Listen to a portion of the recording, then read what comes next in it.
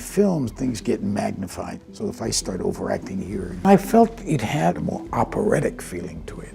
We thought it was going to be received much better than it was, because it wasn't received very well at all. At first glance, Scarface looked like just another crime film about drugs and power. But behind the scenes, the chaos was endless. The lead actor got injured many times, the production was banned, and the film itself was rejected again and again. Nothing about it unfolded smoothly, and failure was almost inevitable throughout filming. But somehow, it grew into something far bigger than anyone expected. So how did a film surrounded by chaos and controversy become a legend? And which of its most unforgettable moments were never planned? Join us as we unveil 21 wild facts about this film that fans never figured out. Number 28. A young actress who vanished forever. Scarface, like many iconic movies before and after it, has hidden and weird facts behind it. And for Scarface 1983, it goes way back to the very beginning. One of the most tragic mysteries connected to Scarface involves 18-year-old Tammy Leopard. She played the bikini-clad girl who distracts the lookout car during the film's infamous chainsaw scene and then disappeared without a trace, just 3 months after filming wrapped. Tammy was a successful teen model and beauty queen from Florida. During the filming of Scarface, she stayed with family friend Walter Leowitz in Miami, and everything seemed normal until the 4th day of shooting. According to Walter, Tammy had a complete breakdown while watching a scene being filmed that involved artificial blood and gunfire. When she was watching the scene, she started crying hysterically, and it got so bad that they had to take her to a trailer. In a state of fear, she left the production and returned home to her mother in Rockledge, Florida. After returning home, Tammy's behavior became more erratic. She told her mother that she had seen something awful that she wasn't supposed to see, and she became convinced that unknown people were trying to kill her. On July 6, 1983, Tammy headed to Cocoa Beach, Florida, with a male friend. After an argument during the drive, the friend dropped her off in a parking lot near a gas station, making him the last person to see her alive. Tammy made 3 frantic phone calls to her aunt from a payphone, but received no answer, and then she simply vanished. Despite extensive investigations by police and the FBI, no trace of Tammy Leopard has ever been found, and her disappearance remains one of America's most famous unsolved missing persons cases. The incident was very strange, and it's perhaps part of the reason the movie was banned. Number 27. The movie lost its main location.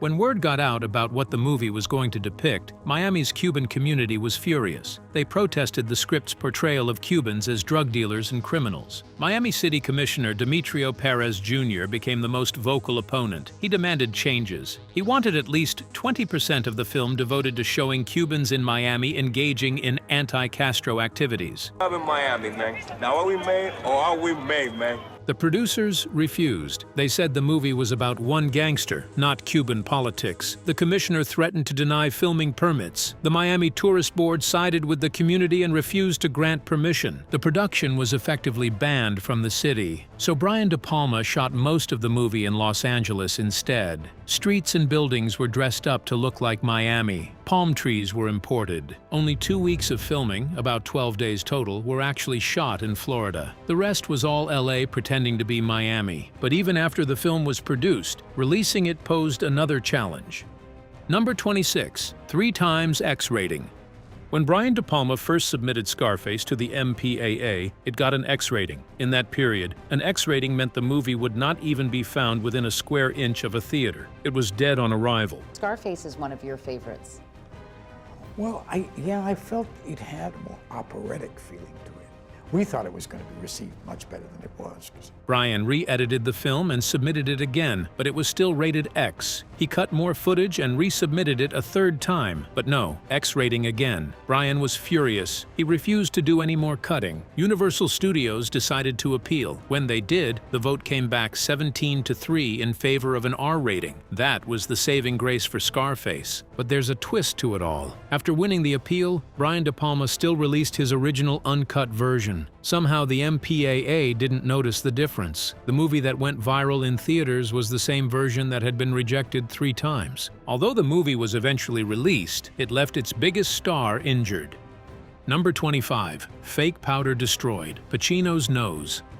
The cocaine used in Scarface was powdered baby laxative. Sounds harmless enough, but Pacino wasn't pretending to snort it. He actually inhaled the stuff, take after take, scene after scene for months on end. By the time filming wrapped, the damage was done. Years later, Pacino admitted that the prop powder had permanently affected his nasal passages. He said he still had things up in there that wouldn't come out. His nose had changed. It was never the same after Scarface. The role didn't just transform his career, it literally transformed his body. Even though the baby laxative was considered safe for the limited exposure most actors would experience, the quantities and the extensive drug scenes proved to be more harmful than anyone anticipated. The movie left one of Hollywood's finest actors with a permanently altered body as an unexpected souvenir from one of his most iconic roles. And the damage to the nose wasn't the only thing Pacino suffered. Number 24, the facial scar, became a problem. The iconic facial scar on Al Pacino's character wasn't typical movie makeup. Special effects artist Tom Savini created a semi-permanent prosthetic designed to stay attached for days at a time. The appliance bonded to Pacino's skin with industrial-grade medical adhesive, becoming part of his face throughout production. But removal was brutal. The adhesive ripped away skin layers each time it came off, causing genuine tissue damage. Makeup supervisor Ken Chase documented increasing inflammation as filming progressed. By the final week of production, Pacino had developed a faint, real scar along the exact path where the fake one had been applied. Method acting taken to a painful, unintended extreme that left permanent marks. And at some point, he got tired and decided to call it quits. Number 23. Al Pacino wanted to leave.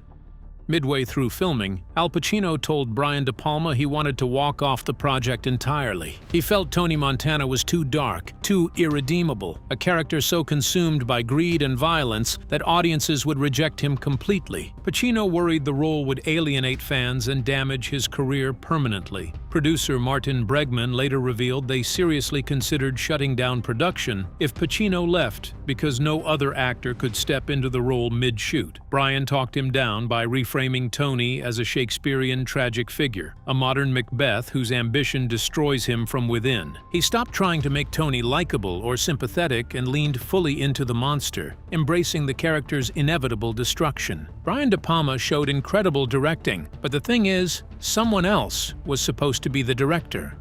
Number 22. The original director quit over politics.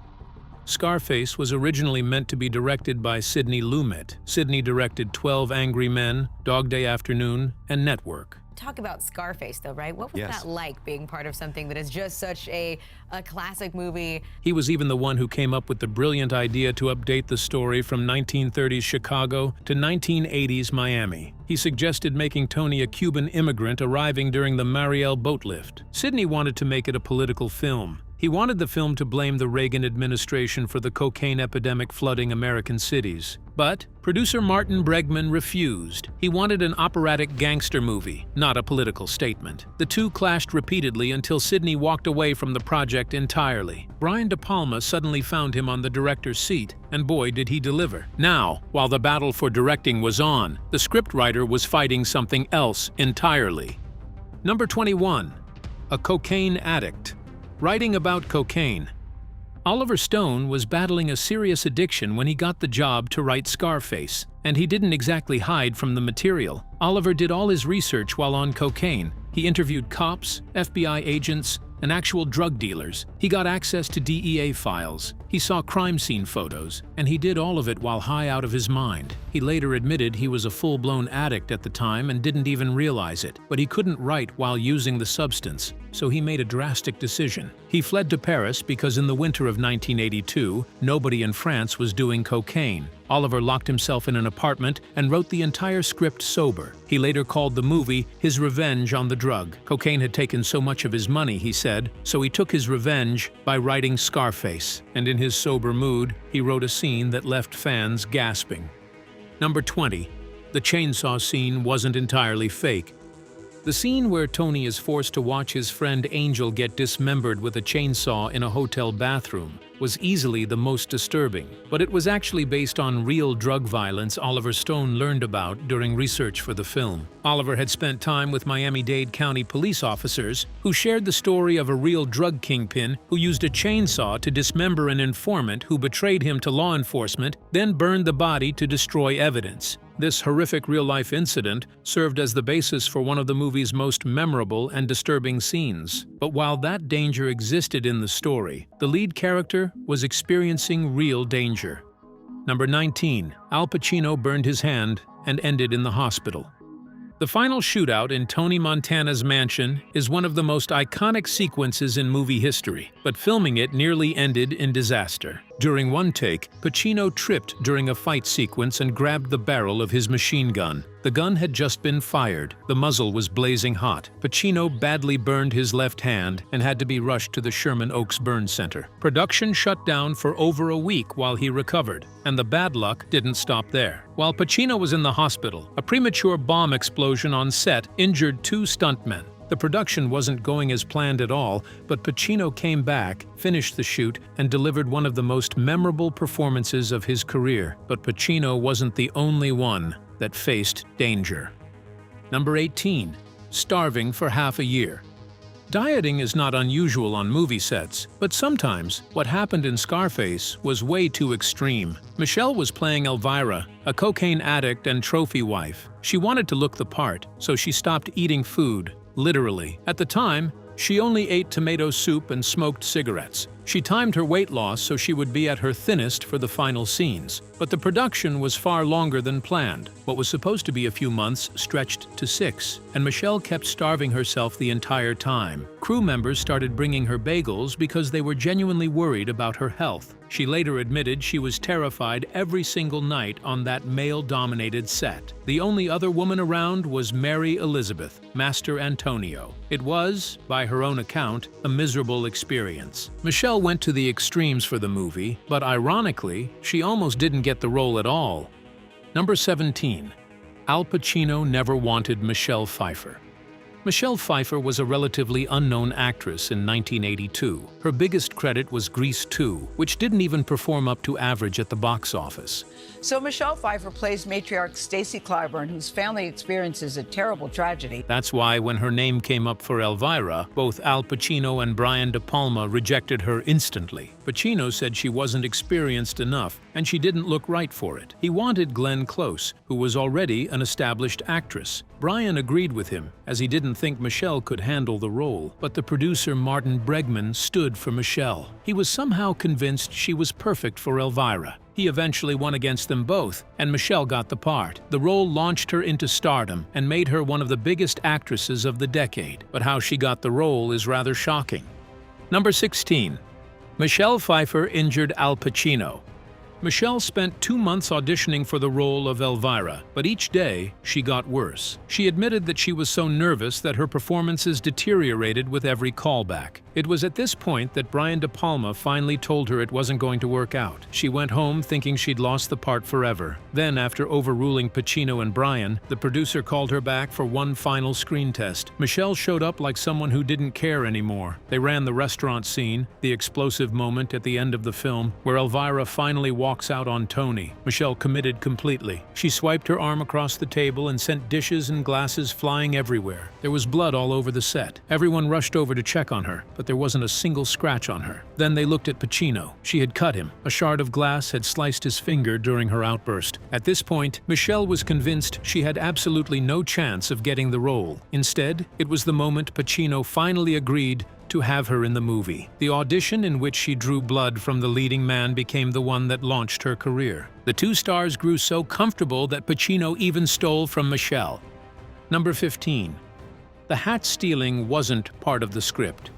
One of the most charming moments in Scarface happened completely by accident when Al Pacino decided to play a spontaneous prank on Michelle Pfeiffer during the filming of the car dealership scene. While Tony and Elvira sat in a white Cadillac discussing their relationship, Pacino quietly reached over and snatched the hat that Michelle was wearing, slipping it onto his own head while she was looking away and focused on her lines. The moment was completely unscripted and caught Michelle completely off guard, but her reaction was so genuine and delightful that Brian De Palma decided to keep it in the final version of the movie. Scarface might have been a success, but it had one of the worst premieres in history. Number 14. The premiere was a disaster. The premiere was held on December 1st, 1983 at the world premiere at a New York theater. Many guests who were considered Hollywood royalties were there to see it in person. Lucille Ball even brought her entire family to see what all the fuss was about. It should have been a triumph, but was a catastrophe. Lucille Ball was horrified by the violence and language. She hated every minute of it. Dustin Hoffman reportedly fell asleep during the screening. Kurt Vonnegut and John Irving couldn't even make it past the chainsaw scene. They got up and walked out in disgust. When the credits rolled, the audience sat in stunned silence. Nobody knew what to say. Al Pacino walked into the after-party at Sardi's expecting celebration. Instead, he found a room full of wax figures. That's how he described it. People just stared. Nobody wanted to talk to him. Nobody wanted to congratulate him. Eddie Murphy was the only person who came up to Pacino with a bit of enthusiasm and who told him he loved it. But even before that, someone had already predicted it would be a disaster. Number 13. Martin Scorsese predicted Hollywood would hate it. Martin Scorsese's prediction about Scarface's reception in Hollywood proved to be remarkably accurate when he warned Stephen Bauer at the film's premiere that the industry would reject the movie, not because of its violence or language, but because it was essentially a mirror reflecting their own behavior back at them. During the premiere event, Martin approached Stephen and delivered what would become a prophetic observation about how the film would be received by the entertainment establishment. When Stephen asked why the legendary director thought the movie would face such hostility, Martin's response was both simple and devastating, because it's about them. Just like Tony, many people in Hollywood were obsessed with accumulating wealth and power at any cost, and sometimes that desire is fueled by the same cocaine that destroys the main character. The film's themes of greed, paranoia, and self-destruction through substance abuse hit uncomfortably close to home for an industry that was dealing with widespread drug problems and a culture that celebrated excess above everything else. Martin Scorsese's prediction came true exactly as he had foreseen, with critics and industry insiders largely rejecting the film upon its initial release. Many reviewers dismissed it as an empty, overblown spectacle, deliberately ignoring the uncomfortable truths it was revealing about their own world. The movie may have had a terrible beginning, but it still found a way to win. Number 12. The movie broke the price tag. At the box office, Scarface even barely left a mark. A movie hated by critics and ignored by Hollywood was, by all accounts, bound to fade into obscurity. But then came the summer of 1984, and Scarface exploded on home video. The film was released as a 2-tape VHS set, with the retail price of $79.95. That was expensive, but people didn't care. They bought it anyway. And just like that, Scarface became the first movie in history to sell 100,000 copies at that price point. The home video market was just hitting its stride, and Scarface rode the wave perfectly.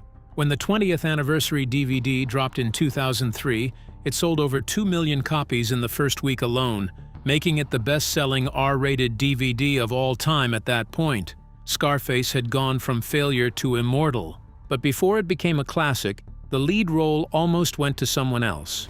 Scarface hit unexpected highs, but it took real sacrifice from the cast. Pacino even had to do extra training. Number 11. Al Pacino trained with Roberto Duran. Pacino didn't just show up and play Tony Montana so perfectly. He literally transformed himself to get the fight scenes right. Pacino worked with knife combat experts to learn how to handle a blade. He trained extensively with firearms, and he spent weeks working out with Roberto Duran, the legendary Panamanian boxer known as Manos de Piedra, Hands of Stone.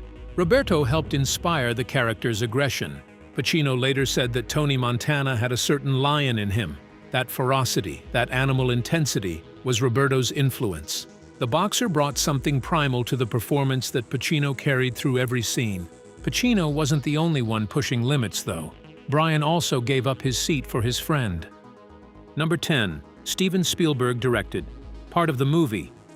Brian De Palma was engrossed with work when his friend Steven Spielberg visited the set and ended up stepping behind the camera to capture a specific moment in the climactic battle. The two directors had always wanted to work together on a project, but their busy careers and different film styles had never allowed for a formal collaboration. So when Steven dropped by the Scarface set during the filming of the final gunfight scene, Brian saw an opportunity to finally make their collaboration happen, even if it was just for a single shot.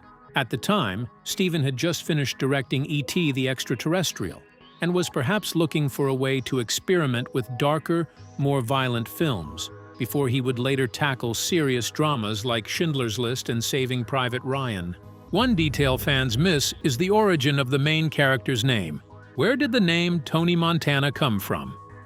Number 9. Tony Montana was named after a football player. Tony Montana, easily one of cinema's most infamous gangster characters, got his last name from a very unlikely source when Oliver Stone decided to honor his favorite football player by naming Tony Montana after San Francisco 49ers quarterback Joe Montana.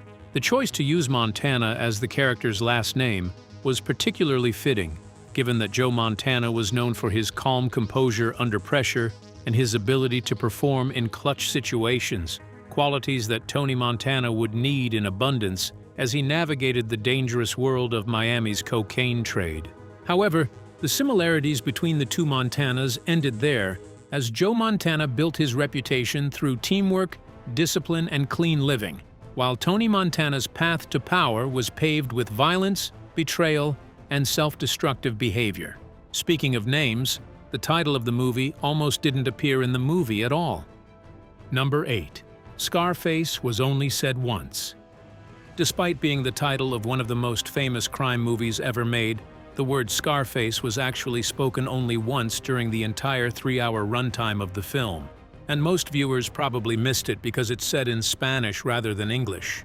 This unusual choice by screenwriter Oliver Stone was a deliberate decision to avoid the corniness that often comes with characters saying a movie's title out loud in the dialogue, which can feel forced or unnatural to audiences. The single reference occurs during the infamous chainsaw scene early in the film when the Colombian drug dealer Hector the Toad is threatening Tony Montana and his friend Angel in the hotel bathroom. Antonio, mira, watch what happens to your friend. You don't want this to happen to you? As Hector intimidates Tony, he refers to him as Ka, which is the direct Spanish translation of Scarface. The phrase flows naturally within the Spanish dialogue that Hector speaks throughout the scene, making it feel like an organic part of the character's speech rather than a clunky attempt to work the movie's title into the script. Tony Montana himself speaks with a heavy Cuban accent throughout the movie, and many of the other characters switch between languages during conversations, so having the title reference appear in Spanish fits perfectly with the film's linguistic landscape. For viewers who don't speak Spanish, the moment passed by almost unnoticed, which means that most people watching the movie never actually hear the title character called by the name that appears on the poster and in all the marketing materials. Many characters spoke Cuban, but how many of them were actually from Cuba? Number 7. There was only one actual Cuban cast. Even though in the movie, Al Pacino was a Cuban drug lord, he had nothing to do with Cuban heritage. He was Italian-American from the Bronx. Michelle Pfeiffer, Mary Elizabeth Mastrantonio, and Robert Loggia were not Cuban. The only actual Cuban-American in the principal cast was Stephen Bauer, who played Manny Rivera, Tony's best friend and right-hand man.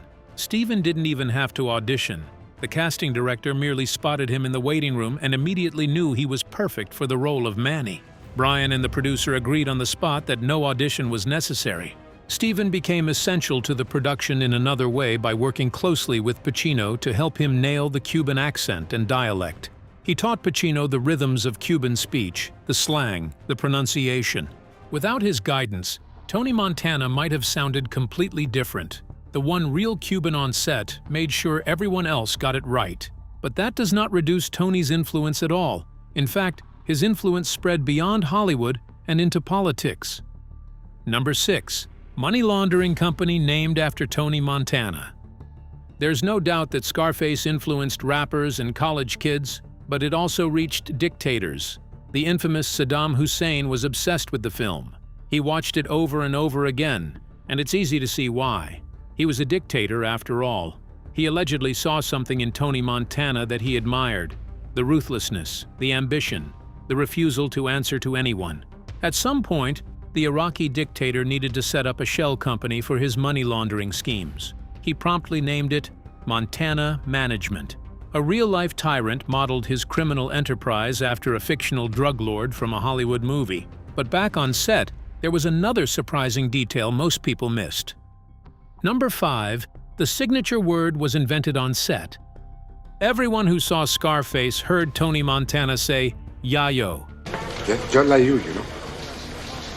He was a Yankee. It's his own for cocaine. He uses it throughout the entire film. But here's the thing, that word was never in the script. He learned it while working with dialect coaches to master the Cuban accent. During the infamous chainsaw scene, he improvised the line on set. Brian De Palma loved it so much that he kept using it throughout the rest of the movie. Just like that, a word that wasn't part of the script became one of the signature phrases. That's the power of Pacino staying in character and bringing something real to the performance. Speaking of character, the relationship between Tony and his mother is rather strange in real life. Number 4. Tony is 4 years younger than his mother. Miriam Colin played Tony's disapproving mother, who wanted nothing to do with her criminal son.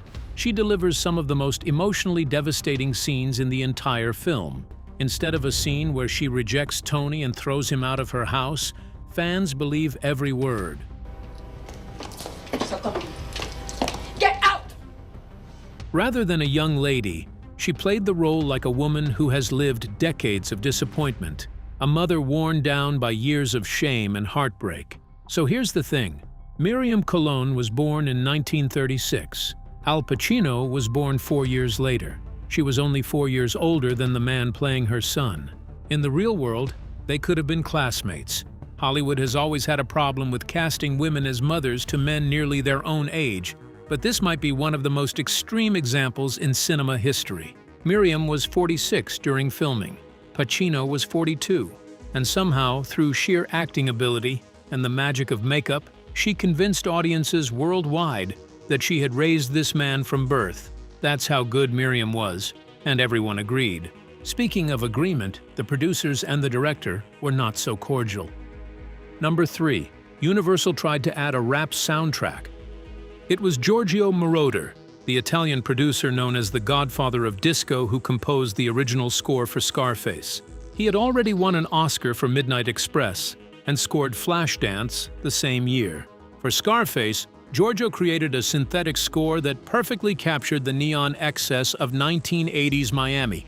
Songs like Push It to the Limit became anthems. Given how massively influential Scarface became in hip-hop culture, Universal has repeatedly asked Brian De Palma to re-release the film with a rap soundtrack. Rappers have been quoting the movie for decades. The connection seems natural, but Brian has refused every single time. He believes Giorgio's score is perfect. He won't let anyone touch it. The synth stays, the rap stays out. Brian won't compromise his vision for anyone.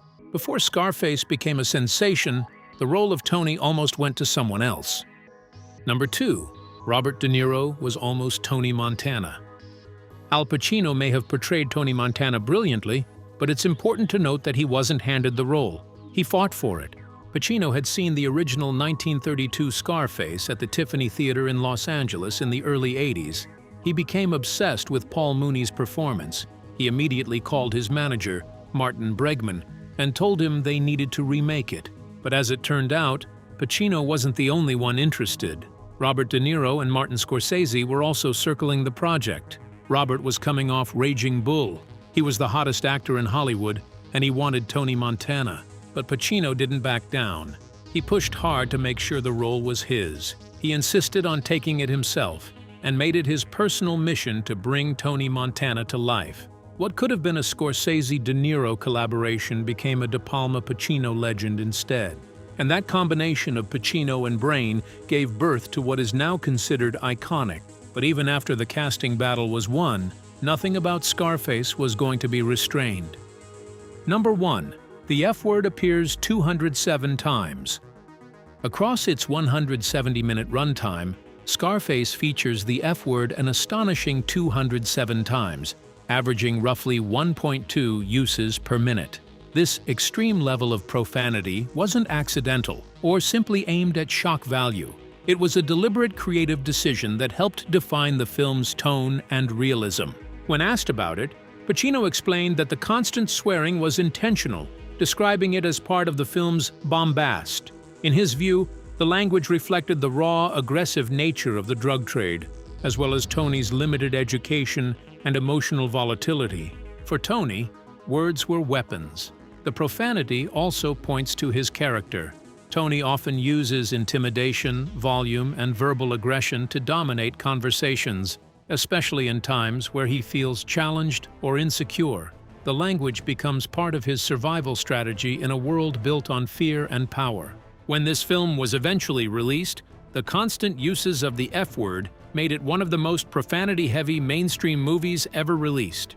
It drew attention from monitoring groups like the Family Media Guide and intensified scrutiny from the Motion Picture Association of America, where the combination of language and violence made the film difficult to classify at a lower rating. It has since been surpassed by films like The Wolf of Wall Street, which pushed the number even further. In the end, Scarface didn't treat profanity as excess. It used it as identity, rhythm, and character design. The entire movie was written by an addict after all, and it was directed by a rebel. Critics hated it since it showed them who they really were, and it performed poorly at the beginning. Yet 4 decades have passed, and it's still a cultural phenomenon. Outro. Are there more hidden details yet to be discovered? And would the movie have been so successful if these were discovered earlier? Share your thoughts with us in the comments section. Remember to like, share, and subscribe for more. Also, click the next video showing on your screen. You will enjoy it.